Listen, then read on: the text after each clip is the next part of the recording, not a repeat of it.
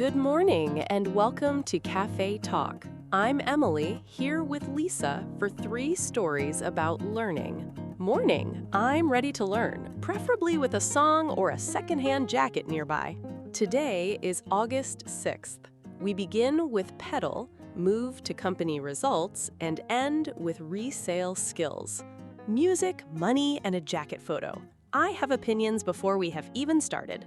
Good, because today's stories invite opinions without asking us to pretend that an opinion is a fact.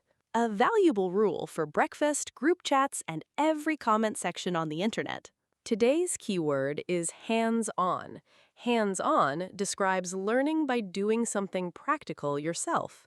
Like learning how to set a price by actually selling an item, not only by reading a chapter about prices. Exactly. It can describe a hands-on class, a hands-on job, or a hands-on way to solve a problem. I like it because it sounds active. You aren't watching the bicycle repair, you are holding the tiny wrench and hoping for the best. We will hear a review, company numbers, and a survey of sellers and hiring managers. 3 different kinds of evidence, so 3 different ways to speak carefully. At Cafe Talk, we turn news into natural English for everyday comments. Listen for lean toward, beat expectations, and resume worthy. Each phrase has a useful life outside a headline. If you enjoy learning with us, please subscribe and make Cafe Talk part of your daily routine.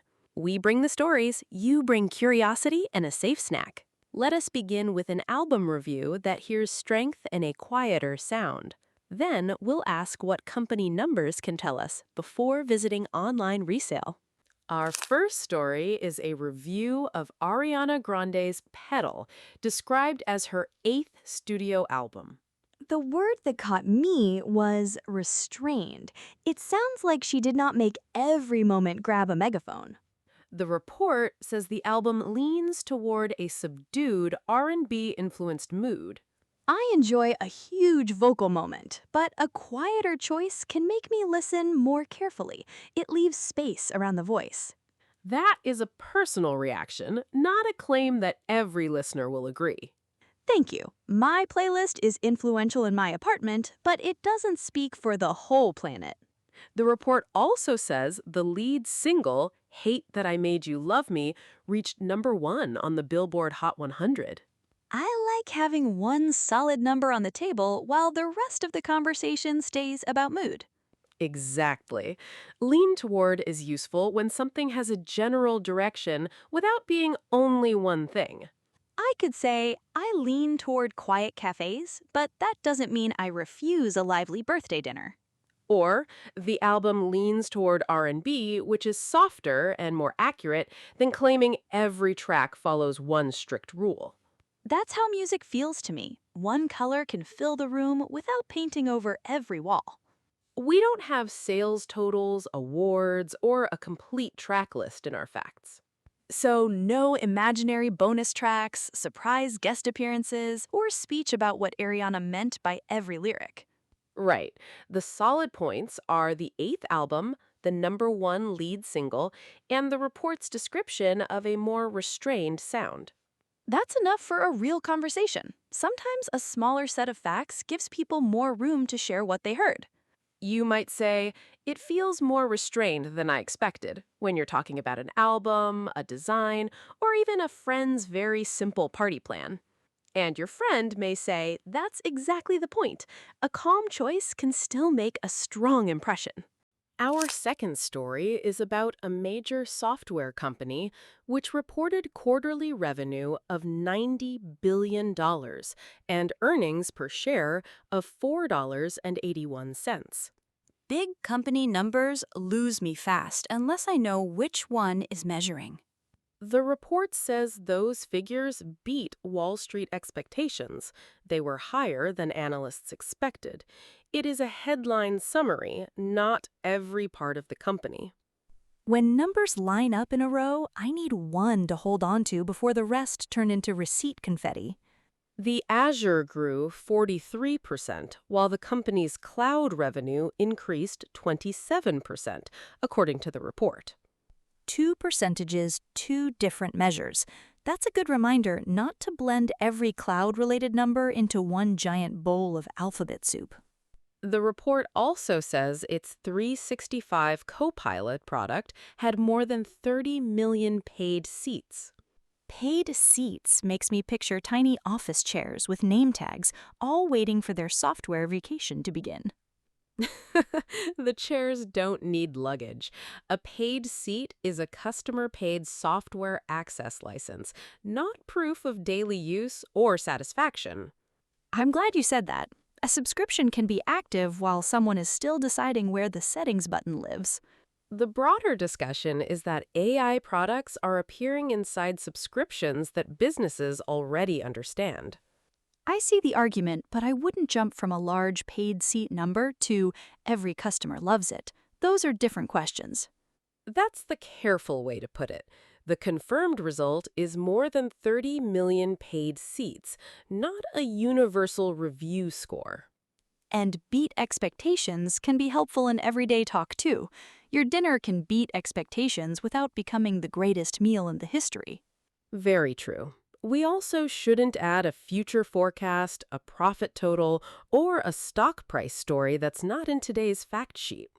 That's enough numbers for one coffee. My brain is already stirring them with the sugar.